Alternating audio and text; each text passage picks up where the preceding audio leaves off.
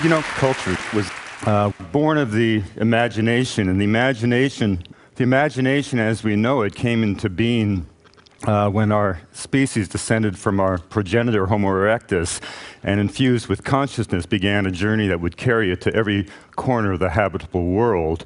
For a time we shared the stage with our distant cousins Neanderthal, who clearly had some spark of awareness, but whether it was the increase in the size of the brain or the development of language or some other evolutionary catalyst, we quickly left Neanderthal gasping for survival.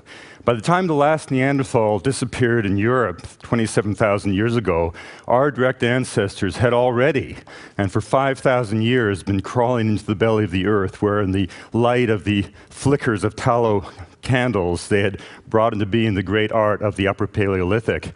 And I spent 2 months in the caves of southwest France with a poet, Clayton Echelman, who wrote a beautiful book called Juniper Fuse. And you could look at this art, and you could, of course, see the complex social organization of the people who brought it into being. But more importantly, it spoke of a deeper yearning, something far more sophisticated than hunting magic. And the way Clayton put it was this way. He said, you know, clearly, at some point, we were all of an animal nature, and at some point, we weren't. And he viewed proto-shamanism as a kind of an original attempt through ritual to rekindle a connection that had been irrevocably lost. So he saw this art not as hunting magic, but as postcards of nostalgia. And viewed in that light, it takes on a whole nother resonance. And the most amazing thing about the Upper Paleolithic art is that as an aesthetic expression, it lasted for almost 20,000 years. If these were postcards of nostalgia, ours was a very long farewell indeed. And it was also the beginning of our discontent, because if you wanted to distill all of our experience since the Paleolithic, it would come down to two words: how and why. And these are the slivers of insight upon which cultures have been forged. Now, all people share the same raw, adaptive imperatives. We all have children. We all have to deal with the mystery of death, the world that waits beyond death, the elders who fall away into their elderly years. All of this is part of our common experience, and this shouldn't surprise us, because after all, biologists have finally proven it to be true, something that philosophers have always dreamt to be true, and that is the fact that we're all brothers and sisters. We're all cut from the same genetic cloth. All of humanity probably is descended from 1,000 people who left Africa roughly 70,000 years ago. But the corollary of that is, if we all are brothers and sisters and share the same genetic material, all human populations share the same raw human genius, the same intellectual acuity. And so whether that genius is placed into technological wizardry has been the great achievement of the West, or by contrast into unraveling the complex threads of memory inherent in a myth, is simply a matter of choice and cultural orientation. There is no progression of affairs in human experience. There's no trajectory of progress. There's no pyramid that conveniently places Victorian England at the apex and descends down the flanks to the so-called primitives of the world.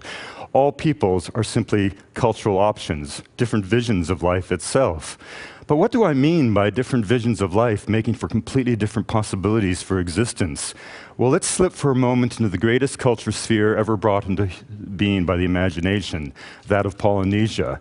10,000 square kilometers, tens of thousands of islands flung like jewels upon the southern sea. I recently sailed on the Hokulea, named after the sacred star of Hawaii, throughout the South Pacific to make a film about the navigators. These are men and women who even today can name 250 stars in the night sky. These are men and women who can sense the presence of distant atolls of islands beyond the visible horizon simply by watching the reverberation of waves across the hull of their vessel, knowing full well that every island group in the Pacific has its unique refractive pattern that can be read with the same perspicacity with which a forensic scientist would read a fingerprint. These are sailors who, in the darkness in the hull of the vessel, can distinguish as many as 32 different sea swells moving through the canoe at any one point in time, distinguishing local wave disturbances from the great currents that pulsate across the ocean that can be followed with the same ease that a terrestrial explorer would follow a river to the sea. Indeed, if you took all of the genius that allowed us to put a man on the moon and applied it to an understanding of the ocean, what you would get is Polynesia. And if we slip from the realm of the sea into the realm of the spirit of the imagination, you enter the realm of Tibetan Buddhism. And I recently made a film called The Buddhist Science of the Mind. Why did we use that word science? What is science but the empirical pursuit of the truth? What is Buddhism but 2,500 years of empirical observation as to the nature of mind? I traveled for a month in Nepal with our good friend Mathieu Ricard, and you'll remember Mathieu famously said to all of us here once at TED, Western science is a major response to minor needs. We spend all of our lifetime trying to live to be 100 without losing our teeth. The Buddhist spends all their lifetime trying to understand the nature of existence. Our billboards celebrate naked children in underwear. Their billboards are many walls, prayers for the well-being of all sentient creatures. And with the blessing of Trosig Rinpoche, we began a pilgrimage to a curious destination, accompanied by a great doctor. And the destination was a single room in a nunnery where a woman had gone into lifelong retreat 55 years before.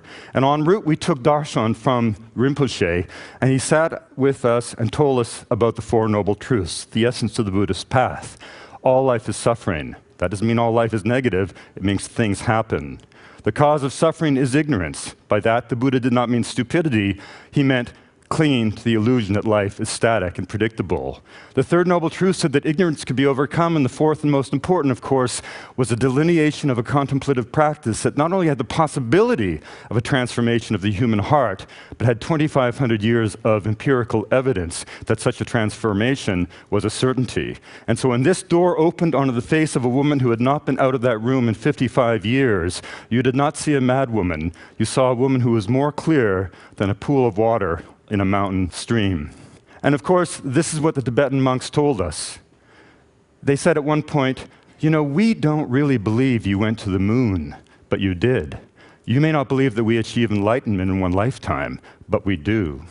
And if we move from the realm of the spirit to the realm of the physical, to the sacred geography of Peru, I've always been interested in the relationships of indigenous people that literally believe that the earth is alive, responsive to all of their aspirations, all of their needs. And of course, the human population has its own reciprocal obligations.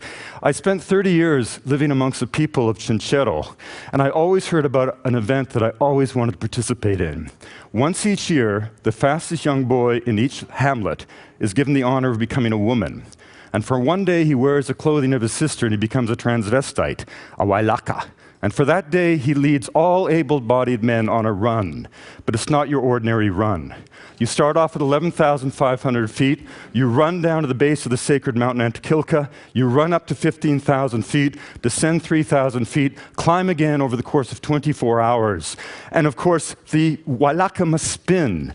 The trajectory of the route is marked by holy mounds of earth, where coke is given to the earth, libations of alcohol to the wind, the vortex of the feminine is brought to the mountaintop, and the metaphor is clear. You go into the mountain as an individual, but through exhaustion, through sacrifice, you emerge as a community that has once again reaffirmed its sense of place in the planet. And at 48, I was the only outsider ever to go through this, only one to finish it. I only managed to do it by chewing more coca leaves in one day than anyone in the 4,000-year history of the planet.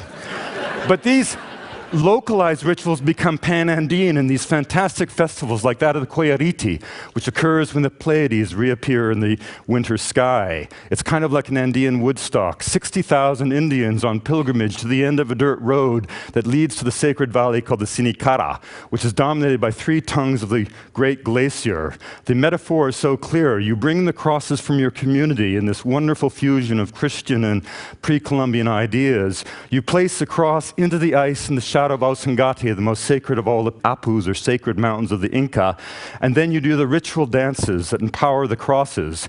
Now, these ideas and these events allow us even to deconstruct iconic places that many of you have been to, like Machu Picchu. Machu Picchu was never a lost city. On the contrary, it was completely linked into the 14,000 kilometers of royal roads the Inca made in less than a century. But more importantly, it was linked into the Andean notions of sacred geography. The Intihuatana, the hitching post to the sun, is actually an obelisk that constantly reflects the light that falls on the sacred Apu of Machu Picchu, which is Sugarloaf Mountain called Huayna Picchu. If you come to the south of the Intihuatana, you find an altar. Climb Huayna Picchu, you find another altar. Take a direct north-south bearing, you find to your astonishment that it bisects the Intihuatana stone, goes to the skyline, hits the heart of Salcantay, the second of the most important mountains of the Incan Empire. And beyond Salcantay, Elefantai, of course, when the Southern Cross reaches the southernmost point in the sky, directly in that same alignment, the Milky Way overhead, but what is enveloping Machu Picchu from below the sacred river, the Urubamba, or the Vilcanota, which is itself the earthly equivalent of the Milky Way, but it's also the trajectory that Viracocha walked at the dawn of time when he brought the universe into being. And where does the river rise? Right on the slopes of the Coiriti. So 500 years after Columbus, these ancient rhythms of landscape are played out in ritual. Now, when I was here the first TED, I showed this photograph, two men of the Elder Brothers, the descendants, survivors of El Dorado. These, of course, are the descendants of the ancient Tairona civilization. If those of you who are here remember that I mentioned that they remain ruled by a ritual priesthood, but the training for the priesthood is extraordinary. Taken from their families, sequestered in the shadowy world of darkness for 18 years, 2 9-year periods deliberately chosen to evoke the 9 months they spend in their natural mother's womb. All that time, the world only exists as an abstraction as they are taught the values of their society, values that maintain the proposition that their prayers and their prayers alone maintain the cosmic balance. Now, the measure of a society is not only what it does, but the quality of its aspirations. And I always wanted to go back into these mountains to see if this could possibly be true, as indeed had been reported by the great anthropologist, Reichel Domotov. So literally 2 weeks ago, I returned from having spent 6 weeks with the Elder Brothers on what was clearly the most extraordinary trip of my life. These really are a people who live and breathe the realm of the sacred, a Baroque religiosity that is simply awesome. They consume more coca leaves than any human population, 0.5 pound per man per day. The gourd that you see here is everything in their lives is symbolic. Their central metaphor is a loom. They say, upon this loom I weave my life. They refer to the movements as they exploit the ecological niches of the gradient as threads. When they pray for the dead, they make these gestures with their hands, spinning their thoughts into the heavens. You can see the calcium buildup on the head of the Poporo gourd. The gourd is a feminine aspect. The stick is the male. You put the stick in the powder to take the sacred ashes, or the ashes of burnt limestone, to empower the coca leaf to change the pH of the mouth to facilitate the absorption of cocaine hydrochloride. But if you break a gourd, you cannot simply throw it away, because every stroke of that stick that has built up that calcium, the measure of a man's life, has a thought behind it. The fields are planted in such an extraordinary way that the one side of the field is planted like that by the women, the other side is planted like that by the men, sort of metaphorically. You turn it on the side, you have a piece of cloth. And they are the descendants of the ancient Tairona civilization, the greatest goldsmiths of South America, who in the wake of the conquest retreated into this isolated volcanic massif that soars to 20,000 feet above the Caribbean coastal plain. There are 4 societies, the Kogi, the Wiwa, the Kanquana, and the Arawakos. I traveled with the Arawakos, and the wonderful thing about this story was that this man, Danilo Villafaña, if we just jump back here for a second, when I first met Danilo at the Colombian Embassy in Washington, I couldn't help but say, you know, you look a lot like an old friend of mine. Well, it turns out he was the son of my friend Adalberto from 1974, who had been killed by the FARC. And I said, Danilo, you won't remember this, but when you were an infant, I carried you on my back up and down the mountains. And because of that, Danilo invited us to go to the very heart of the world, a place where no journalist had ever been permitted, not simply to the flanks of the mountains, but to the very ice peaks, which are the destiny of the pilgrims. And this man sitting cross-legged is now a grown-up Eugenio, a man who I've known since 1974. And this is one of those initiates. No, it's not true that they're kept in the darkness for 18 years, but they are kept within the confines of the ceremonial men's circle for 18 years. This little boy will never step outside of the sacred fields that surround the men's hut for all that time until he begins his journey of initiation. For that entire time, the world only exists as an abstraction as he is taught the values of society, including this notion that their prayers alone maintain the cosmic balance. balance. Before we could begin our journey, we had to be cleansed at the portal of the earth. And it was extraordinary to be taken by a priest, and you see that the priest never wears shoes because holy feet, there must be nothing between the feet and the earth for a mamo. And this is actually the place where the Great Mother sent the spindle into the world that elevated the mountains and created the homeland that they call the heart of the world. We traveled high into the Paramo, and as we crested the hills, we realized that the men were interpreting every single bump on the landscape in terms of their own intense religiosity. And then, of course, as we reached our final destination, a place called Mananacana, we were in for a surprise because the FARC were waiting to kidnap us. And so we ended up being taken aside into these huts, hidden away until the darkness, and then abandoning all our gear, we were forced to ride out in the middle of the night on a quite dramatic scene. It's going to look like a John Ford Western. And we ran into a FARC patrol at dawn, so it was quite harrowing. It'll be a very interesting film. But what was fascinating is that the minute there was a sense of dangers, the mamos went into a circle of divination. And of course, this is a photograph literally taken the night we were in hiding as they divined their route to take us out of the mountains. We were able to, because we had trained people in filmmaking, continue with our work and send our Wiwa and Arhuaco filmmakers to the final sacred lakes to get the last shots of the film, and we followed the rest of the Arhuaco back to the sea, taking the elements from the highlands to the sea, and here you see how their sacred landscape has been covered by brothels and hotels and casinos, and yet still they pray.